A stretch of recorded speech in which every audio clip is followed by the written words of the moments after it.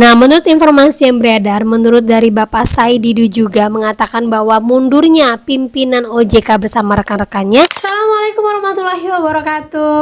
Apa kabar teman-teman semuanya? Semoga semua dalam keadaan sehat walafiat ya. Diberikan kesehatan, kelancaran, serta kemudahan dalam segala urusan apapun itu. Hari ini semangat lagi kita, makin kita kuat mental. Oke teman-teman, kali ini saya akan membahas tentang ternyata ini alasan fatal rame-rame anggota OJK dan ketua BI mundur. Apakah ini terkait dengan investasi dari pinjol? Nah, kita akan bahas secara tuntas. Tapi sebelumnya saya harapkan kalian semuanya sudah subscribe channel ini agar channel ini terus berkembang dan dapat memberikan informasi terbaik buat kalian yang galbay. Oke teman-teman, ini dia buat kalian.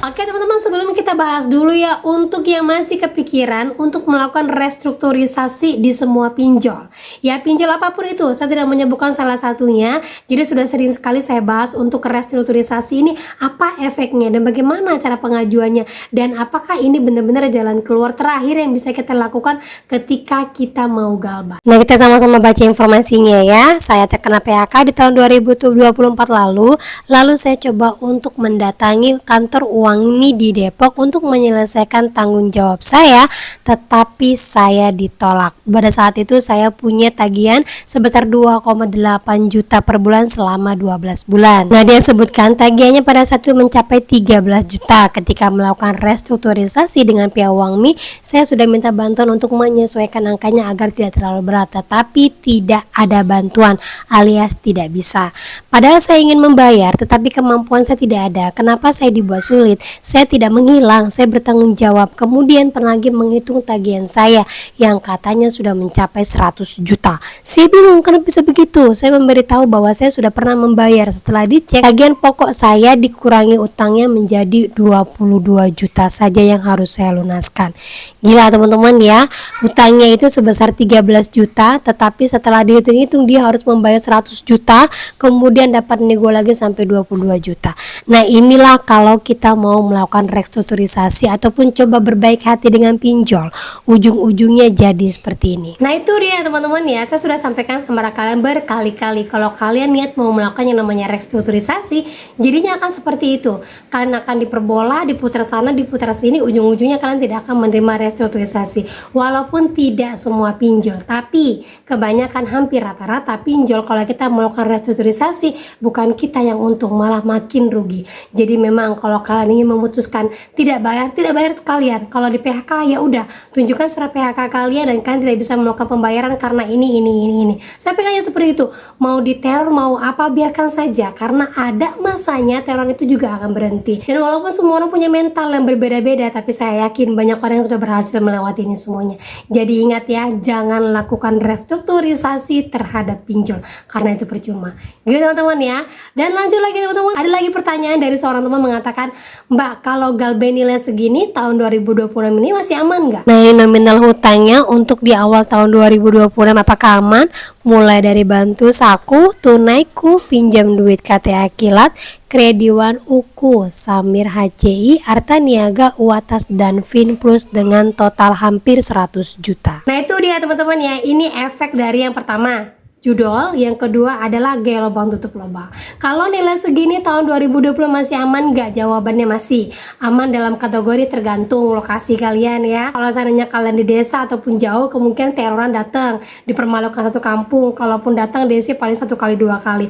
Terus lagi kalau saya lanjutkan lagi Mbak untuk membayarkan dari aplikasi pinjol ilegal, terus saya melakukan gaya lubang tutup lubang, aman nggak? Jawabannya tidak aman.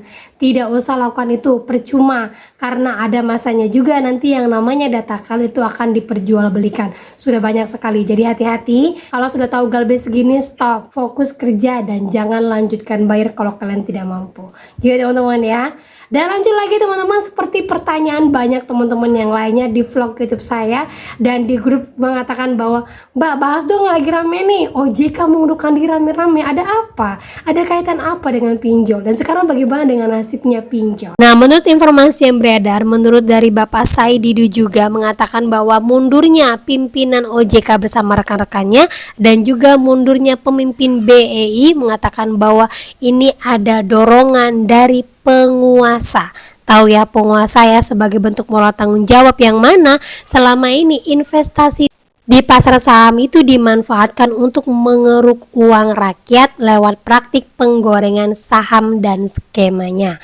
Nah, itulah yang terjadi teman-teman ya. Nah, hal ini diperkuat juga dengan pernyataan dari Direktur Eksekutif Selyos Bima Yudhistira.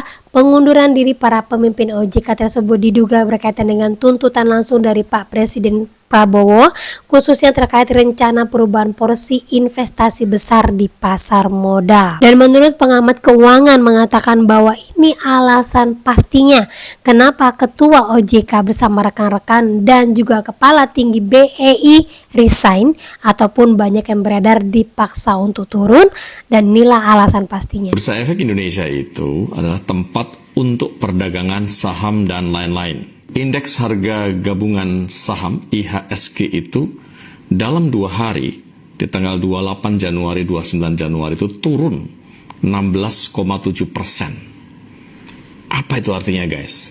Kalau diuangkan ternyata itu senilai dengan apa? 1.409 triliun rupiah. Nah, itu dia teman-teman ya. Jadi apa kaitannya dengan pinjol? Kaitannya dengan pinjol itu adalah investasinya. Kalau kalian tahu dari mana, bagaimana cara untuk membuka pinjol, harus menanamkan saham. Mulai dari 7,5 miliar sampai 12,5 miliar, kalian kalikan saja dengan berapa ratus perusahaan pinjol yang berada di Indonesia. Walaupun disebutkan di sini bahwa uang yang disetor oleh perusahaan pinjol itu digunakan untuk modal disetor, keamanan pendanaan, ketahanan industri, kemudian ada iuran tahunan OJK untuk membiayai pembiayaan kegiatan operasional OJK, kegiatan pengawasan perlindungan konsumen, dan sebagai dana jaminan. Nah, disebutkan juga bahwa perusahaan pinjol diundang untuk melantai di bursa saham atau IHSG sejak tahun 2021, dan disebutkan juga di sini bahwa sejak 2019-2020 sekitar 28% dari pinjol itu mendapat pendanaan dari swasta, kemudian dana sendiri, investor, dan modal ventura. Tahu ya dari mana modal ventura? Itu dari modal pasar saham.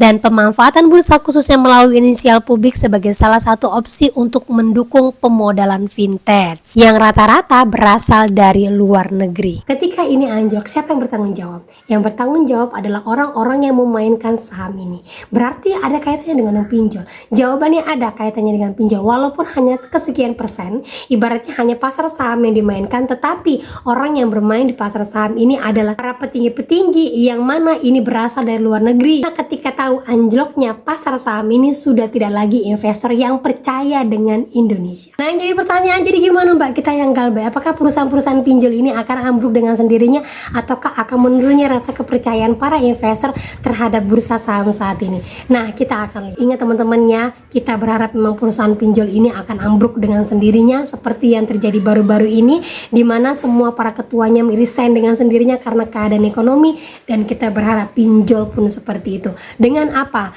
Dengan terus lanjutkan galbay, tunjukkan performa kita bahwa usaha yang namanya perpinjolan ini tolong jangan dilanjutkan. Siapa yang memulai dari perpinjolan ini, ketuanya sudah keluar, tolong Pak, siapa yang melanjutkan ini nantinya bisa langsung menghentikan yang namanya pinjol. Nah, itulah harapan kita teman-teman ya. Bagaimana Pak Purbaya ini bisa tahu, bagaimana petinggi ini bisa tahu, dengan menggaungkan galbay, dengan mana kita menunjukkan bukti-bukti bahwa banyak orang yang mau bayar tapi ditolak, banyak orang yang berniat baik walaupun di PHK mau bayar tetapi tetap diputar-putar, banyak orang yang tidak tahu dengan penggunaan pinjol tapi datanya digunakan, banyak orang yang tidak pernah menggunakan pinjol tapi tetap ditagih, dan banyak lagi informasi-informasi yang mungkin ditutup oleh orang atas agar bisa sampai kepada para petinggi.